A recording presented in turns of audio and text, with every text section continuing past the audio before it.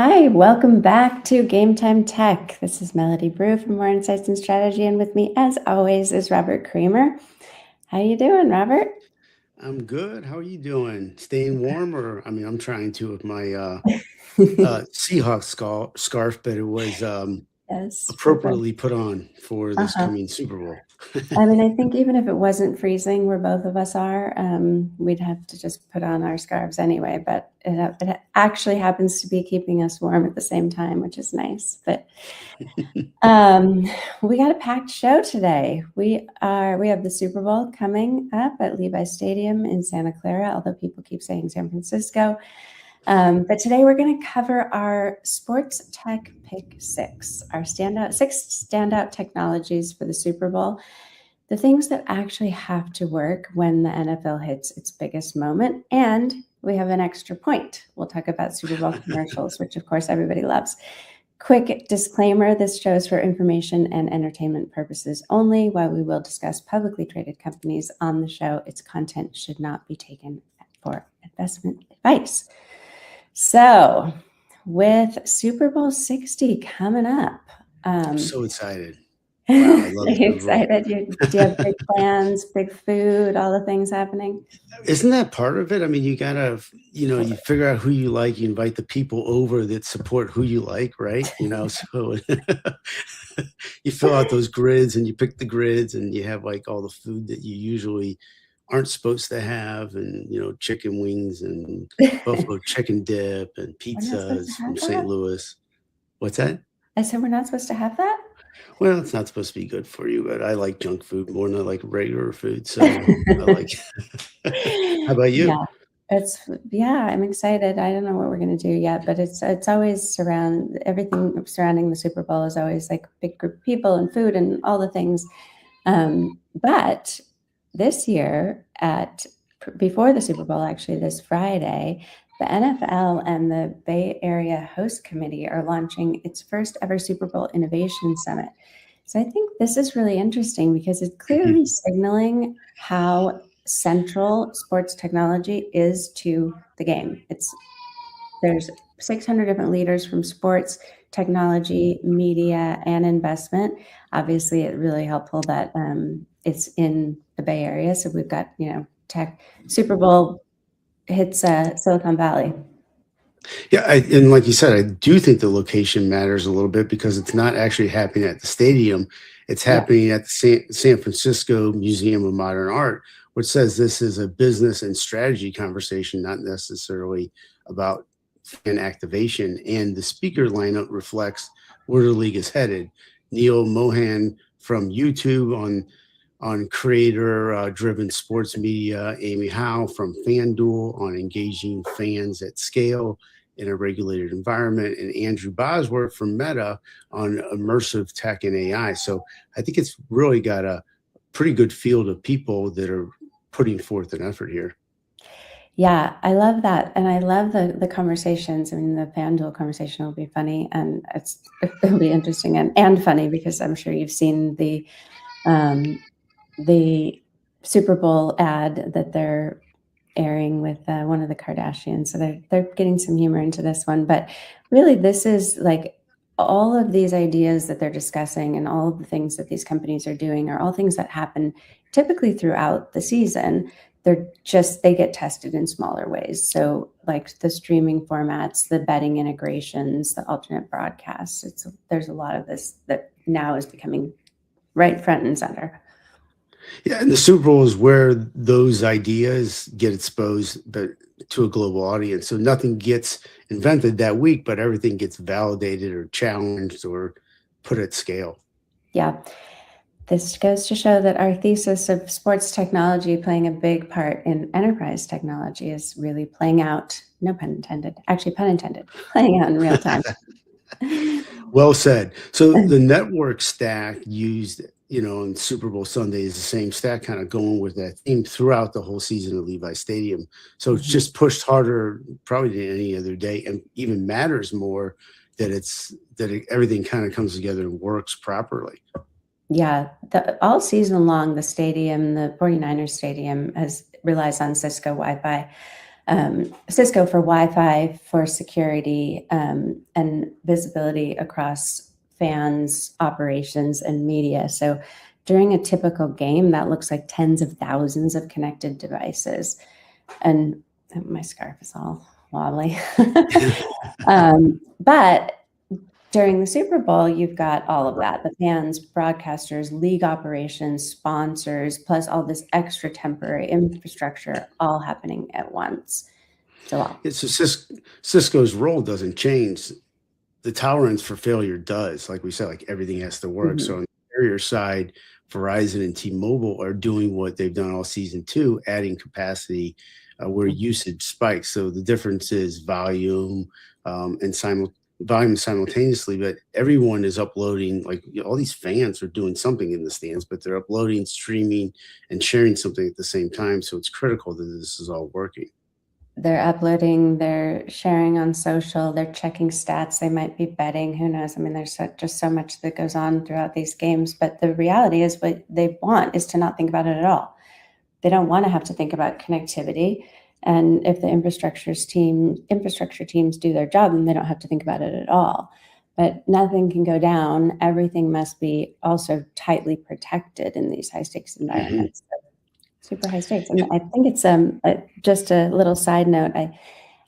There's always a little bit of a war between the carriers where AT&T does something, Verizon does something, AT&T, T-Mobile, and they're sort of like battling at each other a little bit during the Super Bowl. So with some saying, this is Verizon is an official partner. T-Mobile obviously provides a lot of connectivity around many different stadiums, but now AT&T is coming in and saying, well, we'll power you no matter what carrier you're on. So we've got a little bit of carrier war happening too. I know. We on that, just kind of as we go forward and talk a little bit about AWS, they have really been involved in sports technology, for the last few years or more. And as we talk about what they've done, and they've proven it all season, but they've been doing a lot of social media and commercials recently on their input in sports. But when we talk about AWS, what they've done is they've been consistent. So the NFL doesn't run a separate Super Bowl architecture like we were talking about with the things previously, but AWS is involved in that architecture. So all season long, AWS has powered next-gen stats, tracking data, analytics across every game, which has been fantastic. That's why we got these scarves. We went to Berlin to watch a game and see behind the scenes what they're doing, and it's absolutely fascinating how far that they've come with sports technology. So on Super Bowl Sunday, those pipelines they're feeding broadcasters, streaming different platforms, league operations, mobile apps, betting conversions or conversations, and it's all simultaneous. So they are a huge part of all of this. Yeah. Let's talk specifics on that. We saw so many of those things happening in Berlin, heard the conversations, and can kind of see it in real time. I loved our conversation particularly about how they use this data not just to influence what is happening at the NFL level, but also there's this athlete safety that then trickles down to like college, high school, and even like Pop Warner sports. So what they're learning, they're not just applying to this one game. They're using it to explain a number of things, and that we see this in like this pressure probability. It's used all season to explain quarterback play. So how fast pressure arrived, not just whether a sack happened. So in the Super Bowl, these insights have to land instantly and clearly. It's the same metric, bigger audience, but then they use that data to really inform the game and make it better for everybody, for the players and the fans and the operations. Yeah, I think you're on target. It's pretty cool how it's being used, and it's made a big impact for the fans, the teams, and the players.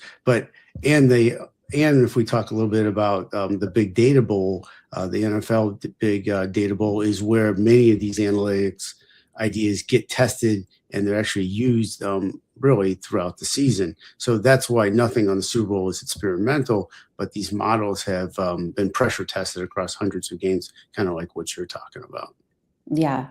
So really, the technology doesn't change all that much. There's some new technology, which we'll talk about. Yeah, so it's, the pressure, then you have the latency, the accuracy, the synchronization, all matter. So everything's going to come to showing what they did all season, but on this large scale, which I think will be fantastic. I think it will show really the audience what AWS is really doing, and the other companies that we previously mentioned, because this is going to be a big Super Bowl, not in San Francisco, but Santa Clara. Yeah. But everybody say it's San Francisco. I know, it's because that's where the 49ers play, but they built this new stadium outside of the city, and it actually takes quite a while to get there from the city, but it's really nice. It's like one of the most technologically advanced stadiums, and I saw U2 there. It was amazing. Oh, wow. Yeah, it's a fantastic facility if you ever have a chance to go. Beautiful. I would love to. Yeah. All right. Well, should we keep it going with ServiceNow? And yeah. So everybody knows who ServiceNow is. They're managing the event, but not actually the game, which is pretty interesting. So ServiceNow isn't involved in the game, but they're involved in keeping the entire operation of the Super Bowl running. So let's talk a little bit about that. Yeah, it's interesting that much of the things that AWS does is very public facing. Obviously, they do a lot on the infrastructure side too, but what ServiceNow does is really very much about supporting the stadium operations, the IT workflows, all of the facilities across all of the events at Levi Stadium. So on Super Bowl Sunday, that same platform becomes like the coordination layer for one of the most complex live events in sports. It's big use case, big stage. They've got a chance to really show this off, even though it's somewhat invisible. And that's pretty interesting. So like we're talking network issues, facility problems, credentials, security coordination, and that's all tracked and routed in real time, which is super important. I don't think really when you think about the Super Bowl, you're thinking about those things, but that difference is urgent and they're critical and they need to be dealt with in real time. So the resolution is a big component of all this. And then they probably have post event analysis where you can kind of see all this that ServiceNow is doing. So I think they're pretty important in this whole architecture of technology.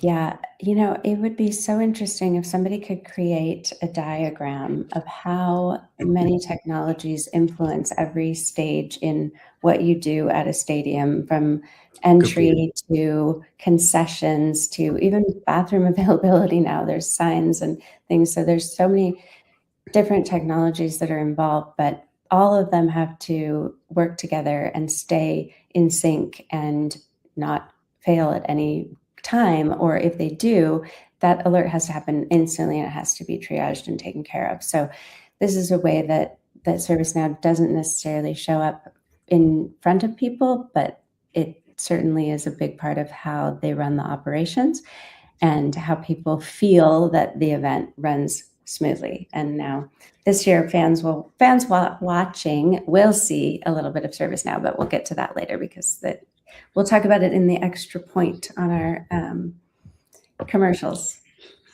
Often one of the most fun parts. Yeah, exactly. I like it when you're, being a fan going to these newer stadiums when you can actually, it helps with the flow of people throughout the stadium is how you can get some of the concessions through AWS's, what is it, the market that they have there. You can walk in and walk out. Walk out. That's nice. Yeah, I like the facial recognition because there's so many people that don't really feel comfortable with it yet. And so the lines are never long. I mean, it takes just an instant, but there are still people who are willing to wait in line because somehow they think they shouldn't use their facial recognition.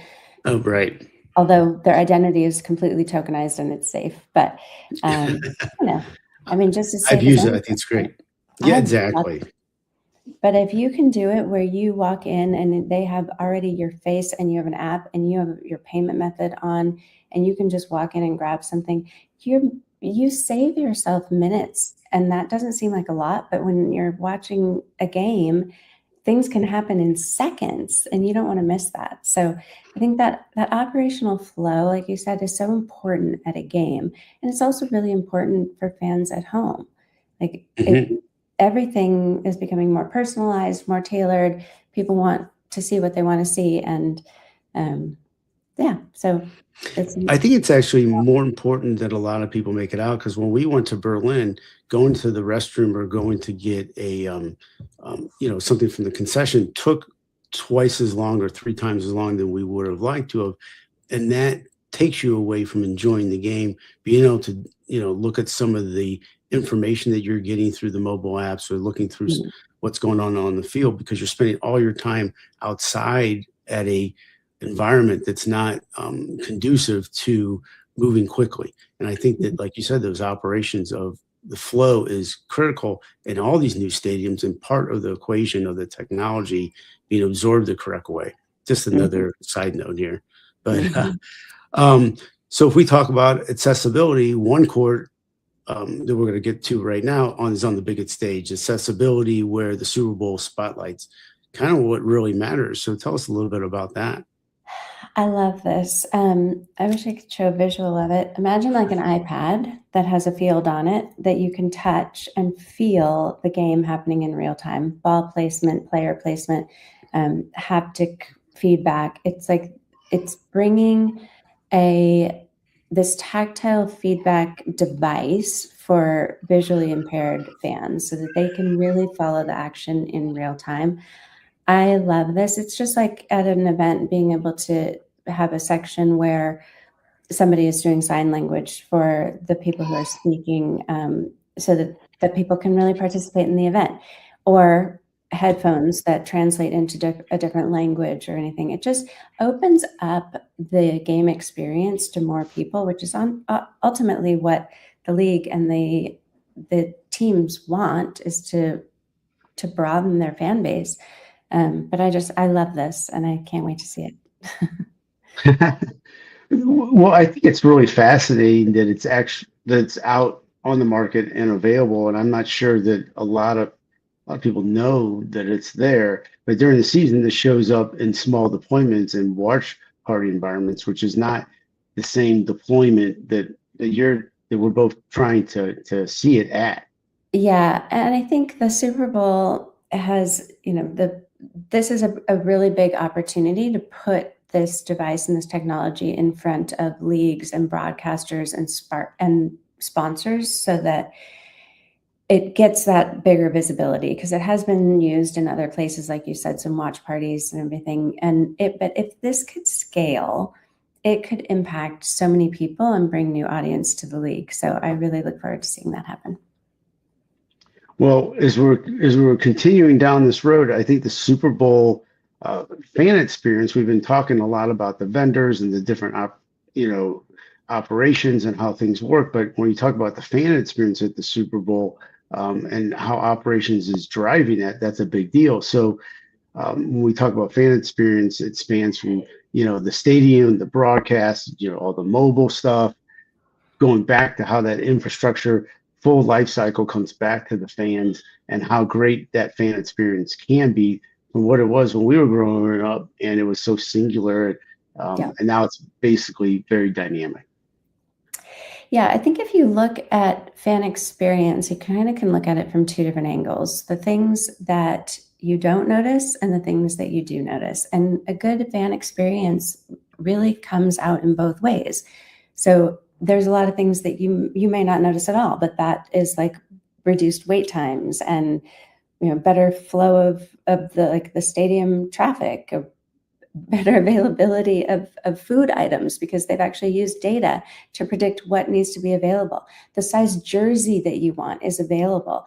That fan experience is not really something that you think, oh, this is a fan experience. What you think a lot of times with the fan experience is, I have this mobile app and I can look up these player stats, or I'm getting fed this information. So companies really have to compete and do well on both for it to really impact the fan experience. And it has to be at home and in the stadium. So it's not easy. These are complex things. People talk about like, oh, you guys cover sports technology. That must be so fun. Yes, it is. It is actually really fun and it's cool. But when you look at the deployment of this technology, it is just as important and just as complex as any other enterprise environment, sometimes more complex because you've got these different audiences, and then you have things like temperature, weather, everything that could change in a moment. I mean, we've talked about now we're going MLB, but just on a little tangent here, at the MLB headquarters in New York City, which I went with to the Zoom replay center, they have one screen that just has the temperature of each data center at each field. I mean, these are the things that no fan thinks of, like, oh, it's really hot in Arizona. I wonder how that data center's performing, but they've got to know the temperature. They got to know if they need to be cooling it. They need to know if they shouldn't be cooling it, right? I mean, and those phones that go into the dugouts or onto the field, you see people still with phones with cords because they're not totally sure that the 5G deployment can handle it yet. So when you think of it that way, these things are so complex, and that I think is what makes it really exciting and really cool. Well, I think no, you're actually on target, because I think that the IT companies saw that it was that complex and it was going to get more complex. So They had to start finding a way to get the data. And then what they do with the data is what you're seeing through like the game day stats and all the teams are using, and then all the scheduling is being done and all the health. And then let's talk about how this all feeds the broadcasters and the apps, and then all the sports betting. So this was not sustainable manual like it was, 5, 10, 15, 20 years ago. And what the Oakland A's did, 15, 20 years ago with Moneyball, and how that person did it all manual, is showing how you're able to find the data, can tell the right story to make decisions and to make it better. The only thing I don't like is when it takes over the game. And that's what we talked about a lot. But it helps the broadcasters, the mobile apps, the stadium, the whole experience for the fans. And I think it's a winner because it all is about the fans. But when you said about the game and then is it fun? Of course it's fun, but this is another industry. This isn't just a fun and games industry. It's a real big industry that has an enormous amount of revenue and growth, and its technology is required for it to continue to grow at the level that it wants to. And without it, it won't. But it's our job to analyze what they're doing, and then how far are they going that where it affects the outcomes, where it's not as enjoyable for the fans, or the right way from a nostalgia perspective. Yeah, it's very complex, and I think we'll see. Getting to our extra point, the commercials. My prediction here, and I have a little bit of an unfair advantage in this prediction because I've seen some of the commercials. But my prediction is we'll see some of these companies try to break down some of that complexity in their Super Bowl ads. We have some of them have already been released, and some we're going to have to wait for. I've seen the ServiceNow and the Zoom ads. They both focus really on worker productivity and experience, and some humor. Well, both of them, not some humor. Both of them are funny and quite clever. And we haven't seen advertising a whole lot from either one of those companies. And they've started to in the last year. And I think this is an interesting thing because marketing, as we know it, has changed so much. And AI has brought a lot of complexity into how people feel about their jobs and what's going to happen. And so they've really tried to kind of humanize this AI and the employee experience, which in a fun and humorous way. The Zoom ad is a little bit more of kind of an uprising against IT, but not in like a negative way. You have to watch it. But the other one, Spectrum, has a commercial that they're going to be running, and it's 30 seconds focusing on their frontline workers. So bringing some emotion into how people view a utility. So that's kind of where overall what I see, separate from beer commercials and snack commercials, which also, those can be quite emotional and, feeling driven as well. But that's just sort of where I see a lot of these commercials going for the Super Bowl, is that they're going to give people maybe a little bit more hope about AI, where AI has been like so fear-based over the last year or so. I don't know. What are you seeing? What are you looking forward to seeing? I mean, you said it real well. I think that the IT companies have to be able to break down the complexity. I think those commercials, if they could focus on that, that would be a win.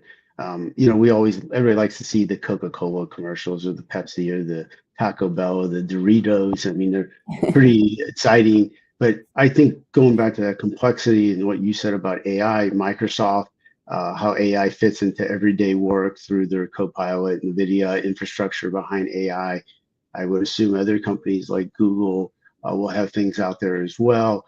But I think it comes back to the complexity of IT. Where does it fit in, and making that more simple to understand? Because I do think there's a fear factor, like you mentioned, with AI and understanding what it really can do once a company puts forth a lot of financial dollars and resources, that they want to be able to see an outcome that is beneficial, because you can't disturb your business too much. Yeah, and even on the consumer front, 2 years ago, Microsoft put out an ad during the Super Bowl for Copilot, and it resulted in a ton of downloads of Copilot just on like the consumer app, right? So, but that to me always translates into what are people going to use at work? They want the same kind of tools that they're used to using, like in their the consumer grade tools that they're used to using in their life. And so that was a success for them. So no word from Microsoft yet whether they're going to have an ad at this Super Bowl, but I'm going to guess yes. And I'm really looking forward to seeing that, because I think there's a ton of creativity around that and around like empowering users with AI. So I think that'll be another one that probably has a little bit of more kind of fun and emotion instead of as much like humor emotion as we see from like Zoom and ServiceNow. But who's going to win? Who's going to win the game? Okay. Well, I think that the Super Bowl was last week, but let's hope that this is the real Super Bowl and it's a close game. Oh, come on. Well, the Rams and the Seahawks had just a phenomenal game. It was, high scoring, everything we all want in a game. Hopefully this will do the same, although I'm going to go with the boys in Seattle. You're going with Seattle, you said. Yep. But, the Super Bowl doesn't introduce new technology. It validates. That's what we're saying. But the pressure is enormous. I mean, we've all traveled around the world. When the Super Bowl is going on, we see that people are up at the middle of the night. They're watching it. It's center stage. I think the broadcasting will be a little different this year, that they'll be able to be more personalized to those regions. So that's a big component of this. So it's going to be on a big stage, and technology should hopefully over accomplish what they're set out to do. What do you think? Oh, and Bad Bunny, he won a Grammy last night. So, or this weekend at some point, whenever the Grammys were. So that should be, I think that will actually drive a ton of viewers. So we'll have a post wrap up, and we'll talk about that too. Thank you very much, everyone, for joining Game Time Tech. Robert Kramer, Melanie Brue. Let's see what happens at the Super Bowl. Enjoy the technology. We'll look forward to seeing you next time. If you like us, please do so on LinkedIn and X, and we'll look forward to seeing everyone on our next podcast. Thank you. Thanks.